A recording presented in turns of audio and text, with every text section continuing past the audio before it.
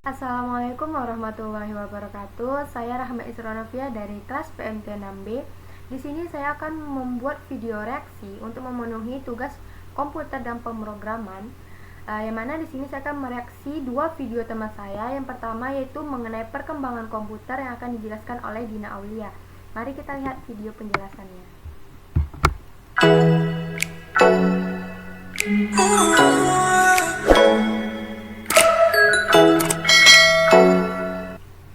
Assalamualaikum warahmatullahi wabarakatuh. Saya Dina Aulia dari kelas 6B. Saya akan menjelaskan tentang perkembangan komputer dari zaman ke zaman.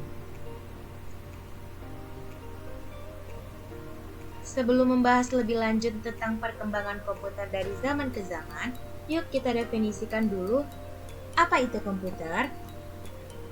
Komputer adalah sekumpulan alat elektronik yang saling bekerja sama untuk menerima data, mengolah data, dan menampilkan data untuk pengguna. Bentuk dan fitur komputer yang sekarang kita gunakan sudah jauh berbeda loh dengan komputer zaman dahulu.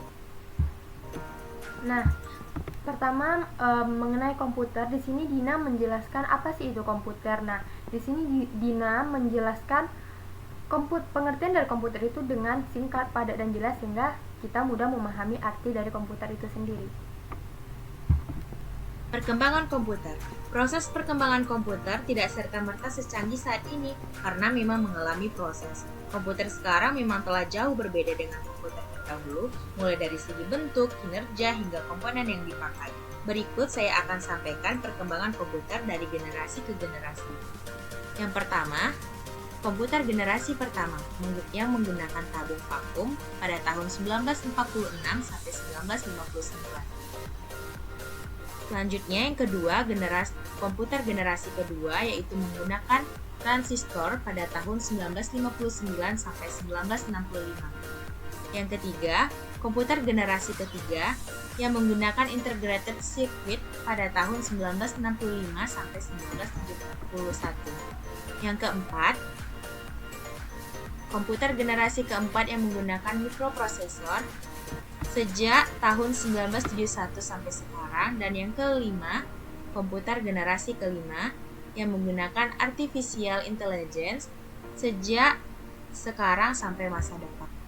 Nah, pada video ini Dina menjelaskan perkembangan komputer itu dari masa ke masa, dari generasi pertama yang mana dia menggunakan tabung vakum, kemudian generasi kedua menggunakan transistor, hingga komputer pada generasi kelima yang menggunakan artificial intelligence.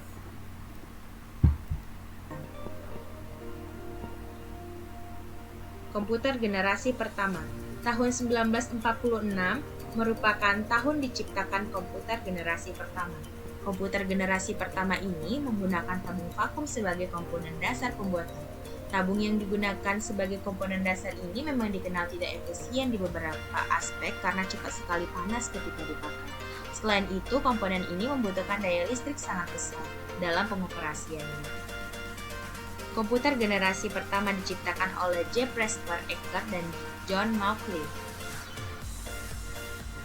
Ciri-ciri komputer generasi pertama. Nah, ciri yang pertama memiliki hardware yang jauh lebih besar serta membutuhkan ruang yang luas. Interior desain sistem operasi dibuat secara spesifik dan hanya dapat melakukan tugas tertentu. Program hanya dapat dibuat memakai bahasa mesin, menggunakan silinder magnetik untuk menyimpan data, membutuhkan daya listrik sangat besar, butuh mesin pendingin karena sangat cepat panas, kapasitas penyimpanan yang kecil, kinerjanya lambat, menggunakan tabung hampas sebagai sirkuit. Komputer generasi kedua. Nah, komputer generasi kedua tahun 1959, komponen dasar untuk merancang komputer adalah teknologi transistor. Komponen ini dinilai jauh lebih efisien jika dibandingkan tabung vakum pada komputer generasi pertama tadi. Transistor mempunyai ukuran lebih kecil dibandingkan tabung vakum serta daya listrik yang diperlukan juga lebih kecil untuk pengoperasiannya. Biaya pembuatan juga jauh lebih terjangkau. Ciri-ciri komputer generasi kedua.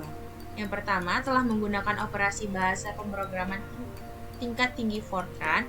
Kapasitas memori utama menggunakan magnetic core storage, menggunakan simpanan eksternal seperti magnetic tape dan magnetic disk. mampu memproses secara real time dan real sharing.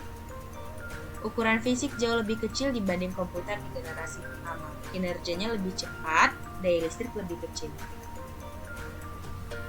Yang ketiga, yaitu komputer generasi ketiga. Transistor masih tetap digunakan, tapi ukurannya diperkecil. Beberapa transistor yang berukuran kecil tersebut dimasukkan di IC bersamaan dengan resistor dan kapasitor. Komputer generasi ketiga menjadi komputer pertama yang membuat operator dapat berinteraksi menggunakan keyboard dan monitor dengan tampilan sistem operasinya. Selain itu, komputer ini membutuhkan biaya lebih murah sehingga dapat dijangkau masyarakat umum. Nah, ciri-ciri komputer generasi ketiga ini, yang pertama listrik yang digunakan jauh lebih hemat loh.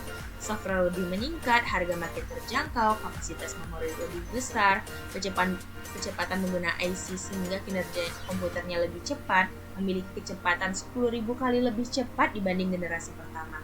Wah, hebat bukan? Komputer dapat melakukan multiprocessing, komputer sudah menggunakan visual display dan dapat mengeluarkan suara. Menggunakan penyimpanan eksternal seperti disket magnetik, mampu melakukan komunikasi dengan komputer lain. Nah, selanjutnya yang keempat, komputer generasi yang keempat. Komputer generasi keempat dibuat dengan menggunakan komponen dasar bernama mikroprosesor. Chip mikroprosesor memiliki ribuan transistor dan beberapa macam elemen sirkuit yang mana saling terhubung menjadi satu. Intel menjadi sebuah perusahaan yang paling berpengaruh terhadap perkembangan chip mikroprosesor. Perusahaan dari Intel berhasil menggantikan perangkat komputer yang memiliki ukuran yang besar tadi menjadi sangat kecil sehingga menjadikannya lebih efisien. Ciri-ciri komputer generasi keempat.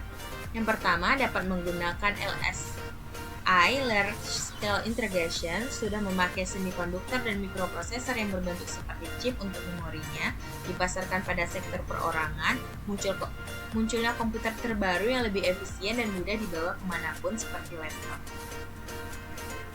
Yang kelima, komputer generasi kelima. Generasi kelima ini sebenarnya masih tahap pembangunan, yang mana generasi ini akan mempunyai teknologi yang dibuat berdasarkan kecerdasan buatan atau artificial intelligence.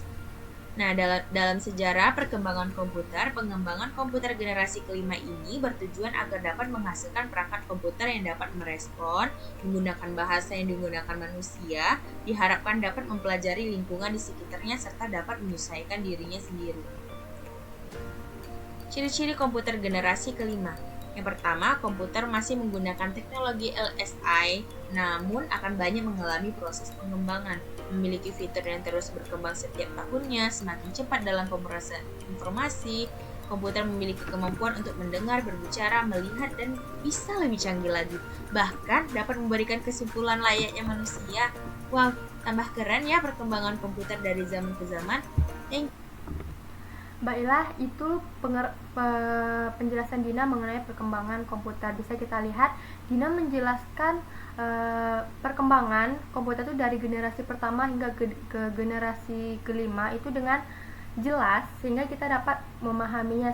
Disertai juga Dina mencantumkan situ gambar-gambar dari komputer generasi pertama hingga generasi kelima. Dan bisa kita lihat komputer itu dari pertama dia diciptakan dan digunakan itu bentuknya sangat besar sehingga sangat membutuhkan ruang yang sangat banyak untuk meletakkan komputer tersebut, hingga pada generasi sekarang komputer itu semakin lama semakin mini sehingga akan mempermudah kita untuk membawanya kemana-mana.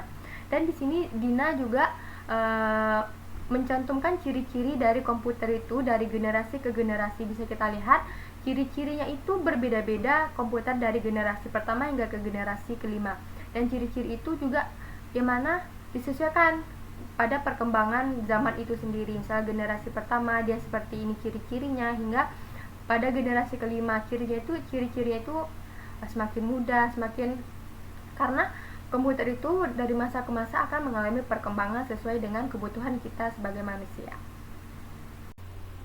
Baiklah, selanjutnya saya akan membuat video reaksi mengenai video teman saya selanjutnya, yaitu Melanie Patricia, yang membahas perangkat keras komputer atau hardware komputer. Ini dia videonya. Bismillahirrahmanirrahim. Assalamualaikum warahmatullahi wabarakatuh. Saya Melanie Patricia dari Pendidikan Matematika 6B Universitas Riau akan menyampaikan materi mengenai perangkat keras komputer untuk memenuhi tugas mata kuliah komputer dan pemrograman. Selamat menikmati.